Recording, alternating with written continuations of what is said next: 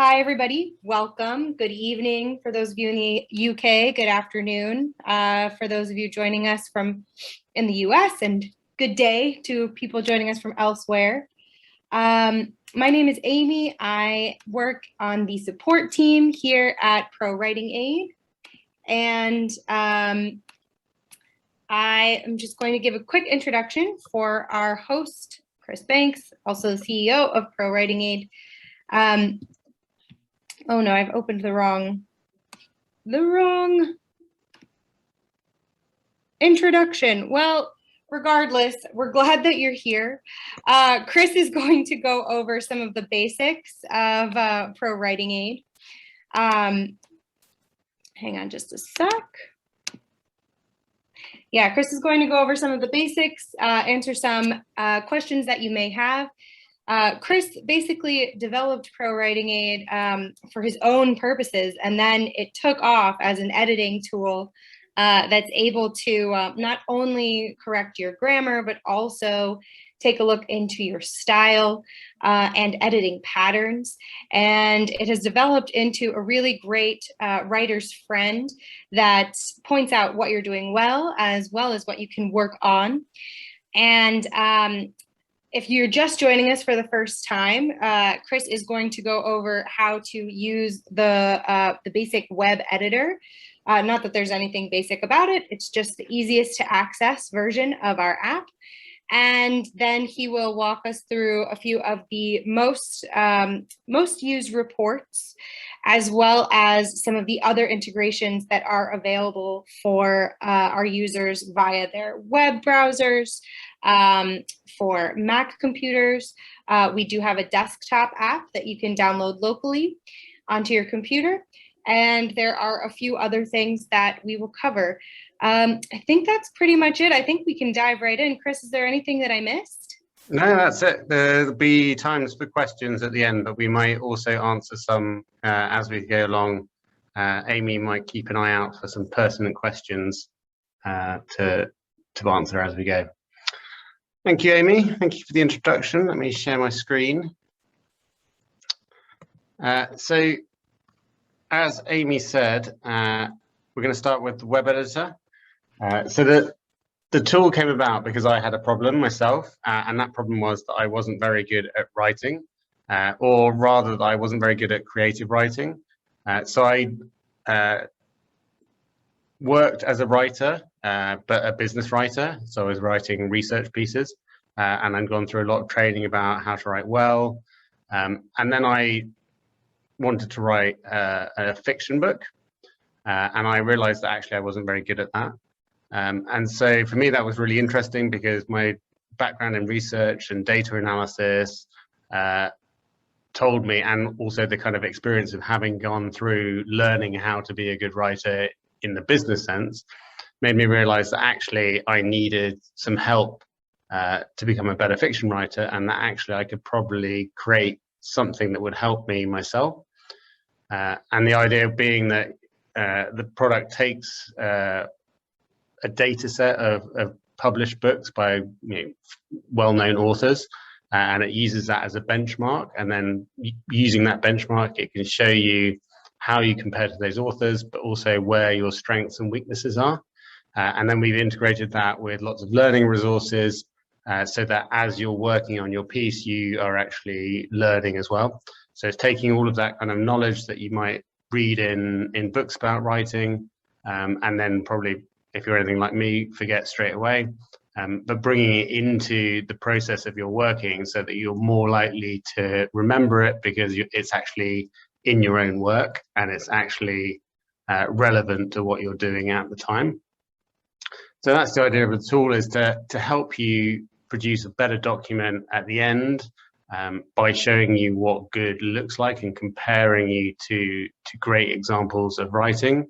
And helping you along the way. And it is really just a help. It's not telling you exactly what to do.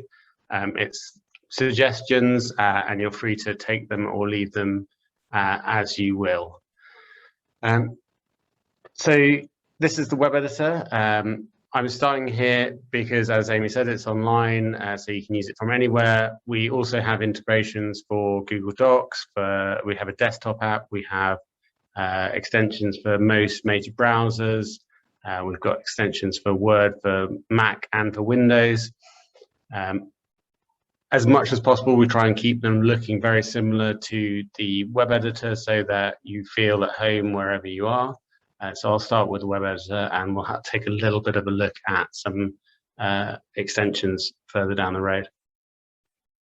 So you come straight in here, and as you can see, you can either start just typing. A lot of people have a document that they want to upload first. Two options. First option is just to paste it in. I wouldn't recommend that, even though it may seem like the easiest, just because if you paste into a web browser, then the web browser does a lot of conversion of your styles, and that means that your styles might get messed up a little bit when you paste it in, and then when you copy and paste it back, then they might get messed up even more, and so then you'll have to do a lot of correction of the styles at the end. So if you just upload a document using the Upload a Document button here, which is also available from the menu here, Upload. So the menu in the top left, there's an Upload.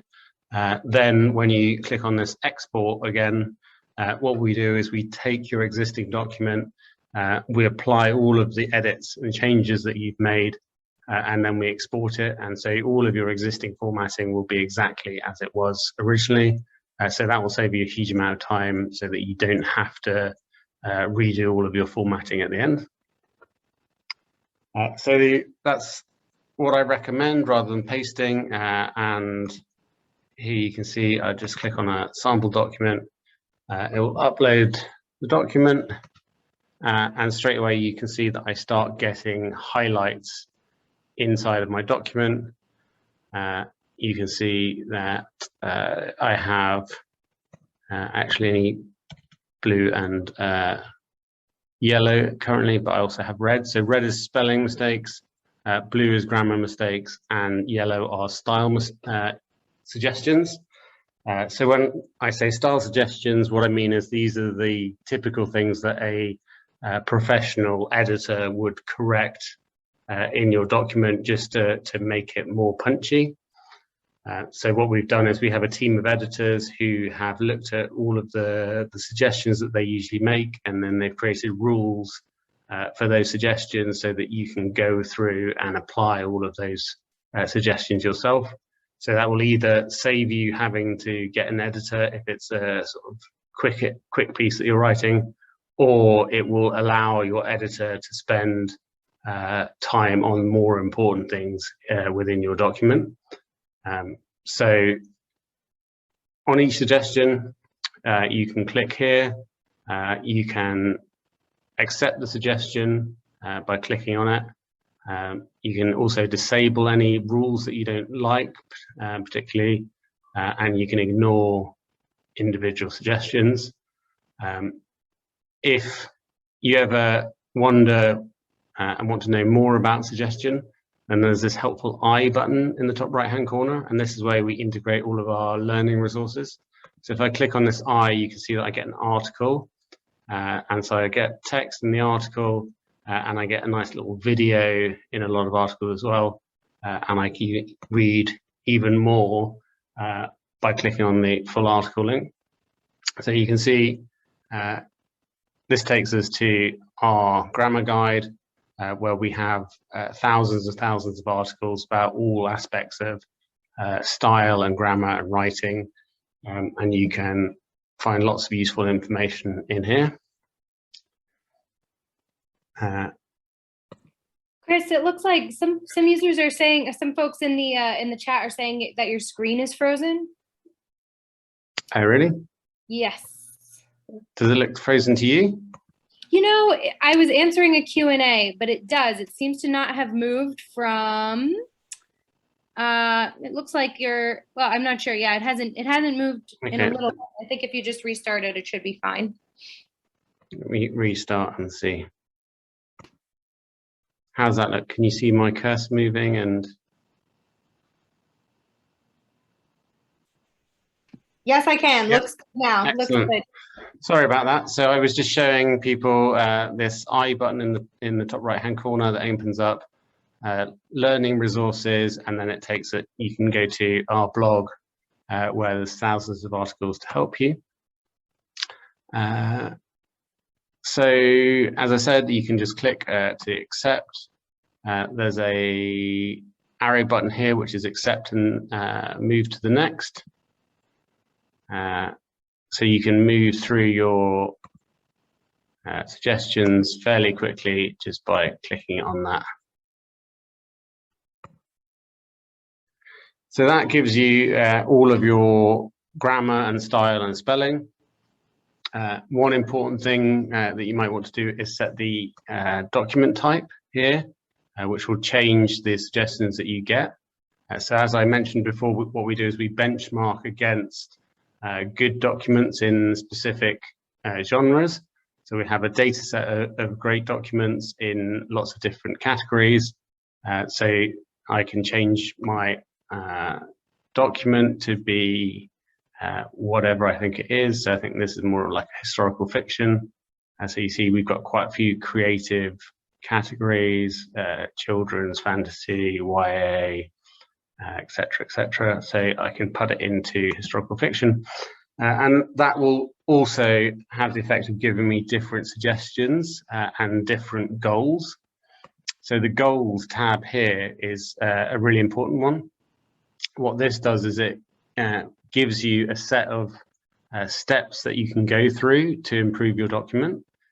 So what we do is we look at the published works in your area, and we use those as benchmarks, and we can then show you how you can compare to those works. So you can see everything that's green is good. So there's obviously quite a few style and spelling mistakes in this document because we created it that way.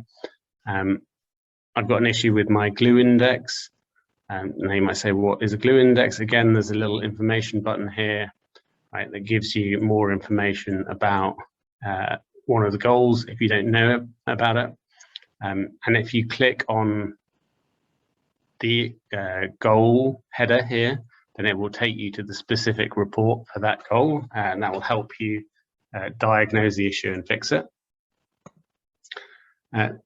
So you basically want to go through and look at each of these goals that are not green and try and fix those.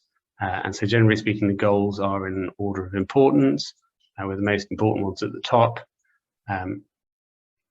And that's descending. So as you obviously fix things, what you'll see is that obviously your goal scores should improve until you get into the green. What a lot of people like to do is start with the summary report here as well. And this is kind of an overview of your document. So if you've got a document and you're not quite sure where to start, then you can put it into here. It'll show you your key scores and grammar, style, and spelling. It shows you where your document looks great, and then the things that you can improve on. A lot of people like to open this in a new window or to even print it out. And then you can go through and you can look at each of the sections here. So what we also do is show you in here how you compare to published writing. So you can see I've chosen my category of document type was historical fiction, but also I've set up a favorite author. So I set up Stephen King as my favorite author. And so in this chart, I should be able to see how I compare to Stephen King. So actually in emotion tells, because this is a short document, I don't have anything. But if I were to look at, so bad adverbs here, weak adverbs, you can see that my document has got a much higher level of weak adverbs than both the average for historical fiction and Stephen King. So this is obviously something that I need to work on. And so I can see that actually I've got a score of 19.99, which is nearly twice as much as the recommended highest, which is 10.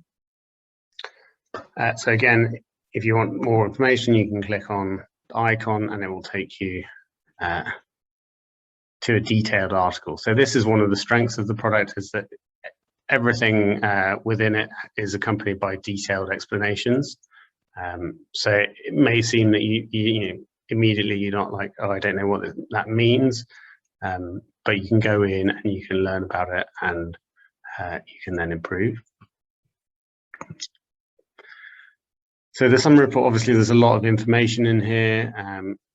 Again, everything is ordered by importance. So the most important things to fix, obviously, are the style and grammar and spelling, and then it's a kind of descending order. So if you're going to focus on something, then focus on the ones towards the top first.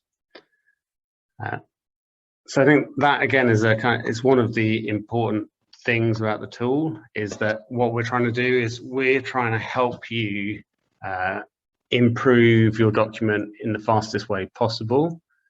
So what we're always trying to do is point you to the areas of your document which will benefit the most from some attention. So I think, whenever you're improving a document, you only have a limited amount of time. And if that's an email, then maybe it's a few minutes. If it's your essay, maybe it's a few hours. If it's a novel, then maybe it's a few weeks or months. What we're trying to do is point you to the areas of that document that will benefit the most in the time that you have available. So I think a good example, for instance, is the readability. We have a readability score here. Actually, this document is really good. But if you did want to fix readability, then you click on this highlight here, which will take you to the Readability Report here.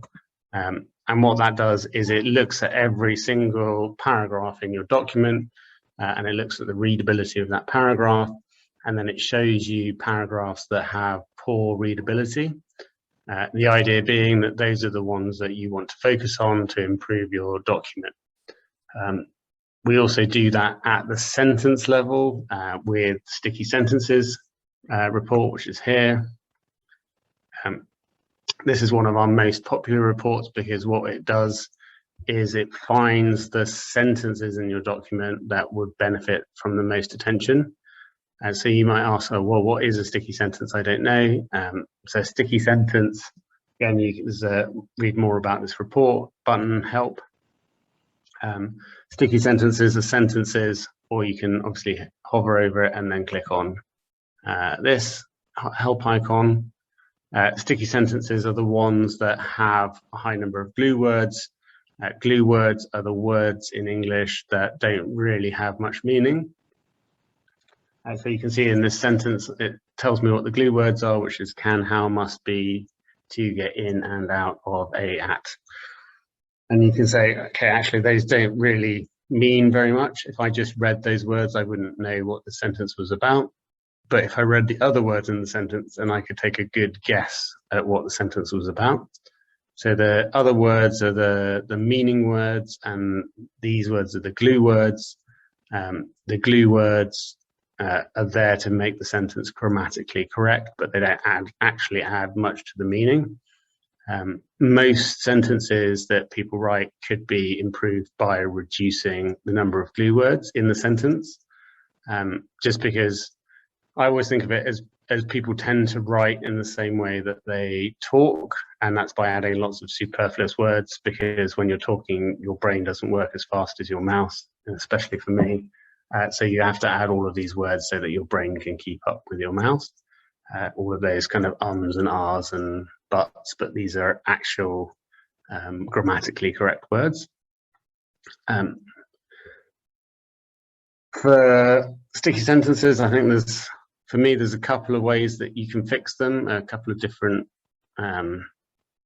approaches. Again, if you click on read the full article, we have an extensive article about what a glue word is, list of all of the glue words. We have examples of sticky sentences that have been rewritten, simplified, and we have it all explained in the video as well. for me, my favorite way is just to write down all of the meaning words, and then try and add in as few filler word or glue words back as I can. Generally speaking, then you can get to the kind of the tightest sentence that you can. Some other people just like to go in and start cutting away words where they're not needed. I think it's like many things with writing, it's a very personal approach. But yeah, so these are the sentences within your document that will benefit the most from your attention. So again, that's exactly what we're trying to do. We're just trying to save you time by pointing you to the things that will benefit the most in your writing. And yeah, a lot of what we're doing, you could do yourself. You could go through every sentence and you could calculate what the glue index was, and then work out which were the really high glue index ones. But obviously that would take you a huge amount of time. You know, similarly, you could go through and you could identify all the passive voice or all of the adverbs within your writing, and then you could fix them all yourself. But again, it would take a huge amount of time. So we're just here to save you a lot of time, and so that's the key aim of the tool, is just to save you time. Amy, are we going to do a little poll? Sure. Well, so we do have requests from users to see, to go over once again how to upload a document into the tool, since they sort of missed that when your screen is frozen. And they just want a little bit more explanation on not copying and pasting, which I hear you guys. I know it's so tempting to do it, but it's just not the way to get the best use out of the tool. So I'll have Chris take it from there. Okay, yeah, sorry, I didn't realize that it froze that quick early on. So when you have an empty document, you'll see these icons here. So there's an upload a document one here, which is also available from the menu here. So you click on upload, and then you can choose your document. Here we support a variety of different file formats. So you can see there's docx, doc, Markdown, Mac Pages, rich text, OpenOffice. So I just double click on it, and then it will upload it. And so going back to the reason why you shouldn't copy and paste is that I'm sure you've all seen it where you've tried to copy and paste something into Gmail or some other web editor. Whenever you paste into a web editor, the browser basically looks at what you typed and tries to transform it into what it can handle, and that often means that the formatting gets messed up. And then again, when you copy and paste it back, you get this kind of imperfect translation. So you can often find that all of your formatting gets messed up during the copy and paste process. You maybe get extra lines in there, or you lose your bold, or your font gets changed or something like that.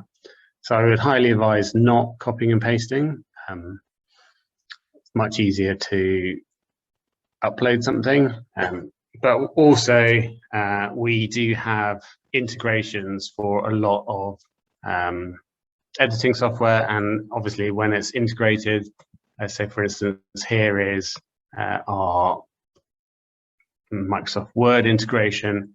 You can see it's just integrated within Word. You get all of the highlights still here, you get the sidebar here. You don't have to worry about copying and pasting or uploading a document. It's just integrated into Microsoft Office. So, favorite report. Style report is going well.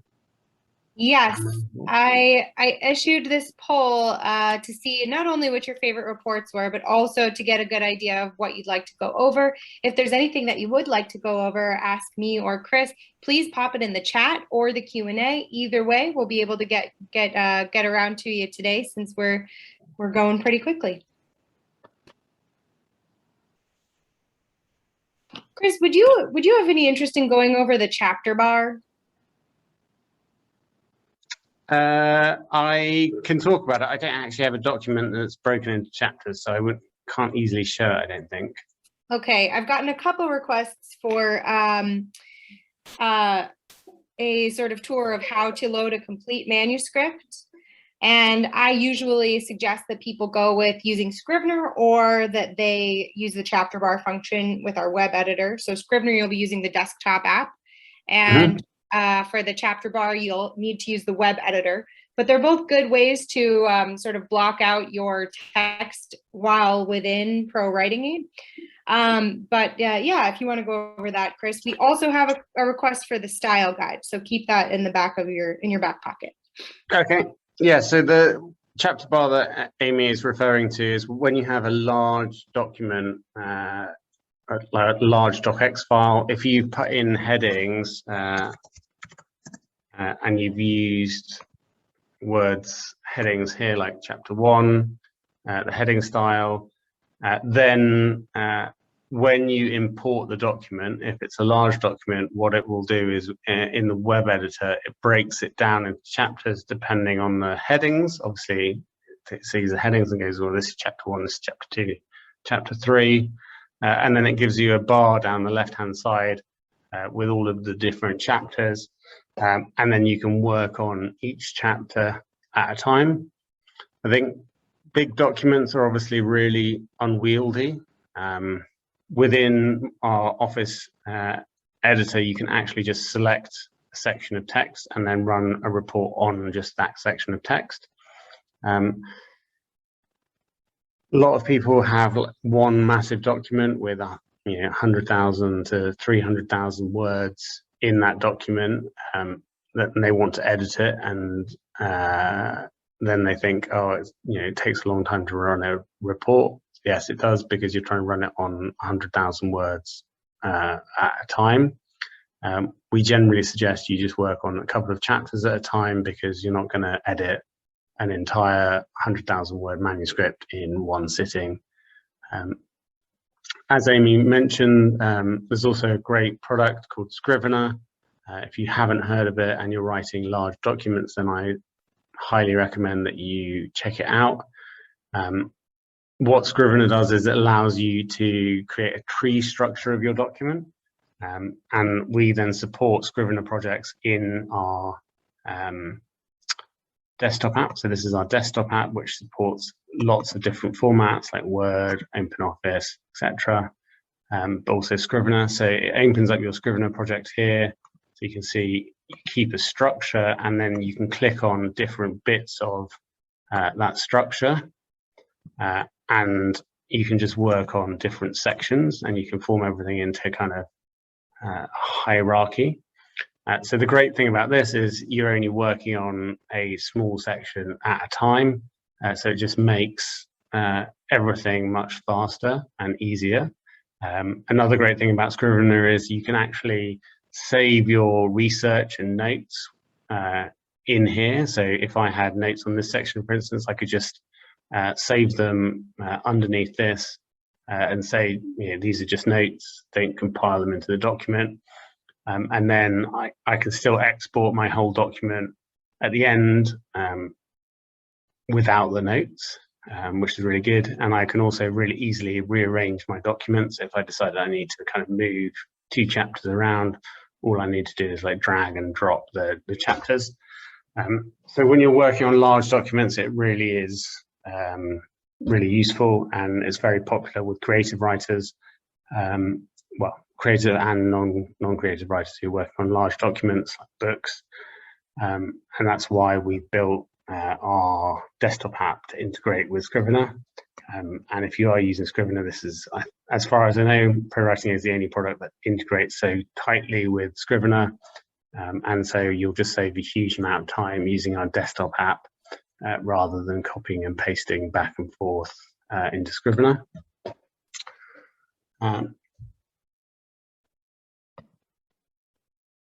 So yeah, but also obviously if you're using Word and you have a large document in Word, then you're going to get the best experience with our Word add-in.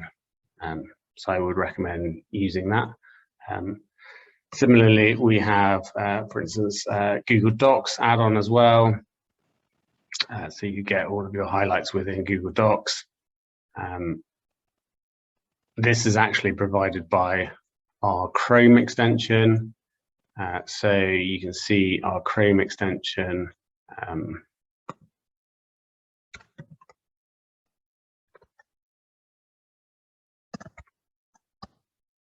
Our Chrome extension you can find here.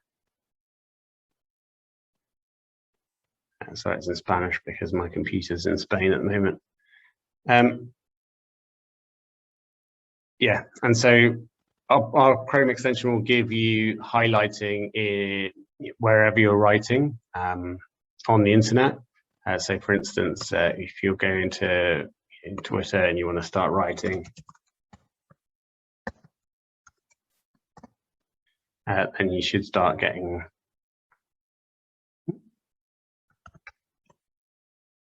why is that working? There you go. You'll start getting highlights in the text as you're writing, and you can actually open up the full editor here, just like that. And then you can access everything else, all of the other features of the product in the full editor. And if you make changes, then those will be applied back into the product. So we have extensions for Chrome, for Firefox, for Edge, and for Safari. You can find all of those on our website. So should we have a look at the end of the poll? Which reports? The grammar report, style report, readability? I have had requests also to prioritize pacing, sensory, and consistency. Ooh. Okay, well, let me go back to here.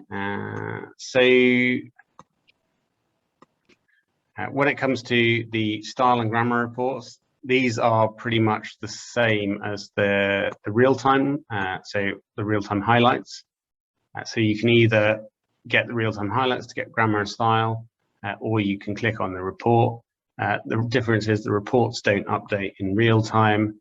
Some people just prefer not to be distracted by things changing. If you click on, for instance, the grammar report, you'll see the same suggestions and the style similarly. Readability, I think we looked at earlier. That's the one that highlights each of the sentences in your document. We suggest a readability grade here, and that's based on the Flesch reading grade.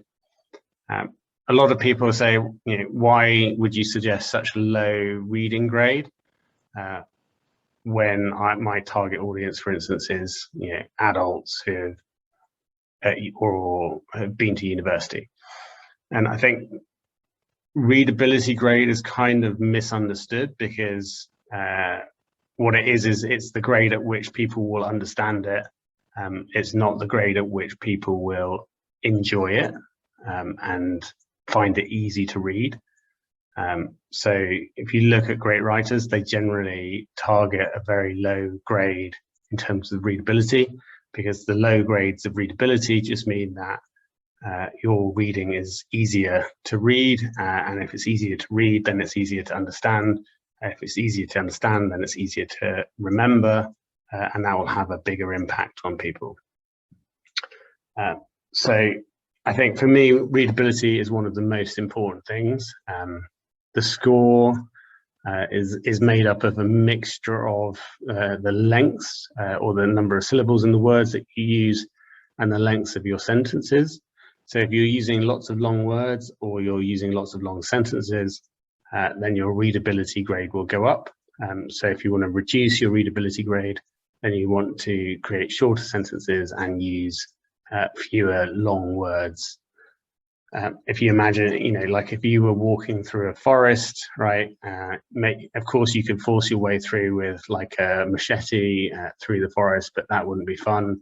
You know, you want a nice, enjoyable walk down a forest path. And obviously the closer together the trees are, the harder it's going to be, the darker it's going to be, and the narrower the path, then the less enjoyable it is.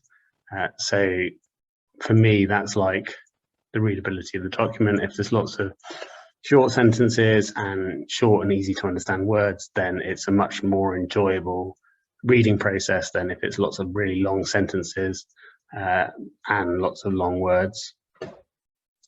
So for me, those are the two keys to improving your readability. What else did people say? The pacing report and the sensory report. Yeah, I would love to hear what you have to say about the sensory report. So the sensory report, the idea about the sensory report is that I think different people obviously think in different ways and use different modalities. So some people are much more visual people, some people are much more auditory, and some people are more tactile. And the idea is that your modality of thinking obviously influences the language that you use. So for instance, you know, somebody might say, I see what you mean, versus like, I hear what you're saying. All right, it's the same meaning, but it's expressed either in a visual or an auditory way. And the idea being that obviously when you as a writer are writing, you tend to use things that are influenced by your particular way of thinking. But actually, if you want to appeal to a wider audience, then you should be using all of the modalities, because it will help you to build rapport and empathy with your readership. And so what this report does is it goes through and it highlights words in different senses, and then that helps you to see, okay, well, maybe in this document it's very visual, so maybe I should add some more auditory or touch words in there. And often you can find synonyms for phrases that are in a different modality, in the same way as that I see what you mean, I hear what you say, like, or I feel you way. So that's the sensory. The pacing is something that I think is very specific to creative writing. So in creative writing, obviously, you know, you as an author, you want to mix action and backstory. Backstory is really important for like the characters and building the story. But if you just dump a huge amount of backstory into it, then it can become really dull, and it can detract from the writing, and it can create areas where the reader gets stuck. Whereas you know, if you just have action all of the time, then it will wear the reader out and they won't actually get any of the backstory. So what the pacing report does is it highlights areas of backstory or slower writing within your text. In this case, it's too short to actually have any. And then the idea is that you can then see all of the backstory within your text, and you can see where you've got huge amounts of backstory. Those are the slow pacing areas. And then you can focus on the areas of really slow pacing and try and add some action into those areas, or break them up, and maybe move some of that backstory into other areas. So you get a feel for how the overall flow of the pace of your story goes through this report. One of my favorite reports is the Thesaurus Report, which is here. So the idea here is a lot of writers use Thesaurus to explore different language. And I think certainly for me, when you're writing, the writing process is very much this state of flow. You just want to get your ideas down onto the page as quickly as possible. You don't want to interrupt that flow. You don't want to agonize over exactly which word that you should use. That's to come later when you come back and edit it. So generally, you just put down the first word that comes into your mind, and that often is not the perfect word for the scenario. And again, I think everybody has two different types of vocabulary. You have an active vocabulary and you have a passive vocabulary. So an active vocabulary is all of the words that you know and that you use regularly. And a passive vocabulary is all of the words that you know, but you don't use very regularly. So you might not summon them to mind quickly. And often part of the process of improving writing is finding the perfect word. And often you see this, people write, it was great, or it was fantastic, right? Rather than using a more precise, or it was bad, or it was terrible, rather than using a more precise adjective. And so people go through, writers go through, they look at the words in the text and they try and find a better alternative. And you can do this manually with the Thesaurus, or you can use our Thesaurus report. And what we do is we've taken all of the synonyms that you might find in a thesaurus, we've looked at the context around the word, and then we've just checked, we only show you the synonyms that fit the context so that you can save time. Yeah, so you can say like, get up, right? And I've, ignored the shock. So, we're not saying that you should change all of these words, but it allows you to go through very quickly through your text and play with language. So gently, it might work better than slowly. Slowly is quite a common word. So this should just save you a huge amount of time going through and using different language. And that's why, for me, I really like it, just because it can save a massive amount of time. Okay, 15 minutes left. Do you have any time to go over the style guide? Yeah. I know I feel like that's kind of ProWritingAid 102, but but it's cool that someone asked, so. Yeah, so the style guide, obviously, so we have loads of rules, and one thing that a lot of people like to do is create their own rules. So often people have specific little ticks, like writer's ticks, or issues that they have all the time. So for instance, I always write starts to and begins to, and luckily it's my company, so I said let's create a rule that matches that. But other people like to create their own rules. So if you go to this menu here, then you can go to if I go to the documents, actually, sorry, I can just get to, oh no, I can't. Then I can open my style guides here.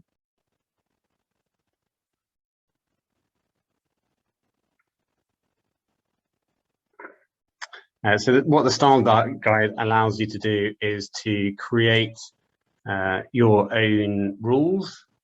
So you can just go and create a rule here. You just type in whichever sentence you want to. So for instance, I could type in Chris begins to go mad, and then I can type in a match, right? And then I can type in the replacement, which is, So I could just type in begins to go, and I could type in goes.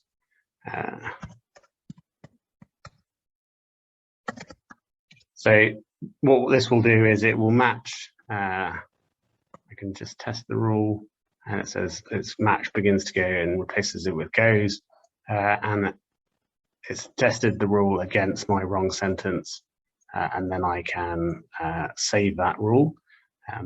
This is obviously a very simple one. You can actually do quite complex transformations in here. Again, there's a whole lot of help around this.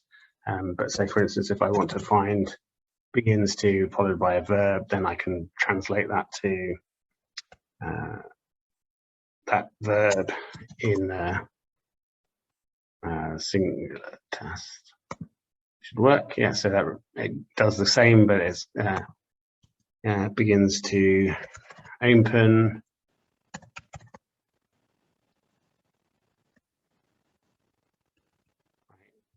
Now it will test it again and finds begins to open. So what I've done here is create a very generic rule where I've used what's called a part of speech tag.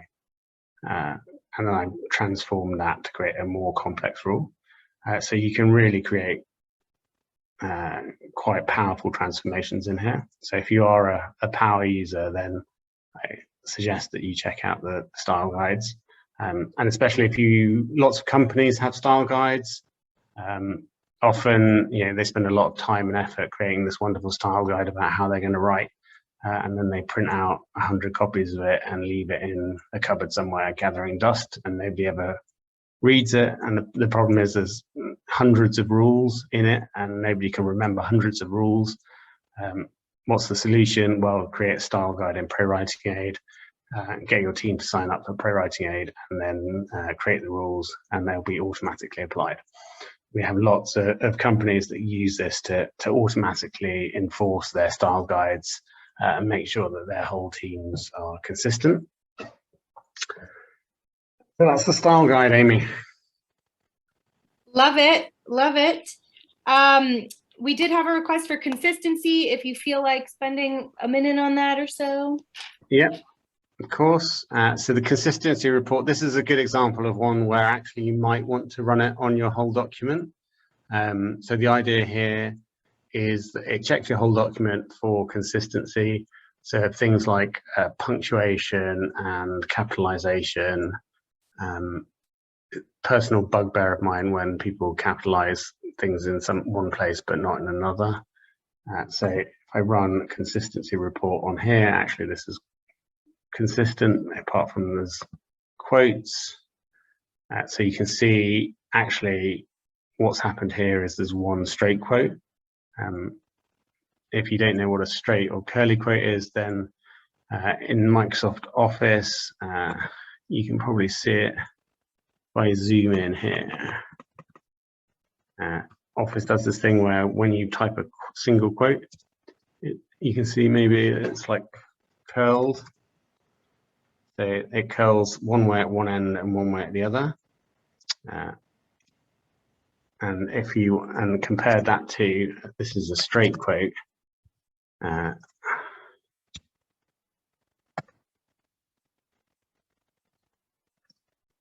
Because it automatically transforms straight quotes to curly quotes. So I don't know if you can see the difference. But if you do edit things in different places, then often you find that you have this inconsistency between the straight quotes and the curly quotes. So this obviously can be a huge pain because you have to go through and fix them all. Or on the menu here, you can see there's an option to convert to straight quotes or convert to curly quotes. And what that does is just goes through and automatically converts all of your quotes to the right things for you. So it's a problem that a lot of our users have had. And you can see we give the option to use curly or straight quotes. We also look at things like using of EM dashes and hyphens, and zero commas, the Oxford comma. Again, this can be something that is really difficult to use. People use it inconsistently, and someone will always complain about it in your writing. So that's the consistency report, really useful for running on your document at the end and making sure that it's all consistent. Awesome. Thank you so much. Everybody, thank you so much for joining us. I am happy to, last call for questions, but I'm just going to pop a couple links in the chat. First, I'm going to put our support email. I highly encourage you to reach out to us. We're not only there for when there's a problem with the software, we also are there to help you get started, maybe answer any questions that you might have about how to best use the tool for your specific setup. So I'll put that in the bottom of the box in the chat. And then I'm also going to put a link to our blog for first-time users so that you have a couple more resources, some videos and some articles about how you can start using the tool and how to best use all of these reports, because Chris really went through a ton of reports today. That was awesome. Yes, I think it's important to note, so on our homepage, you'll find this Learn button, which has links to our blog. We have the grammar guide that I showed earlier. We also do lots of webinars. I think we do at least 2 webinars every week on different topics. They're all free. How to become a better writer, how to get your book published, how to write for business, how to write for clarity. A huge number of free events there. And then we have a set of free ebooks as well. So this Learn button will give you access to a huge amount of free resources. And also, obviously, we've got the summer sale on at the moment. It's on for the next 1 day to 13 hours. So if you give ProWriting a try and you like it, then you've got a good opportunity to get 25% off.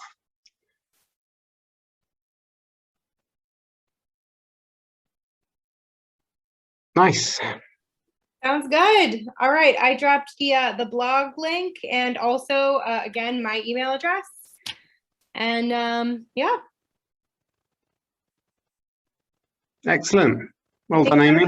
For today. Thank you so much, Chris, and thanks everybody for joining us. Take care.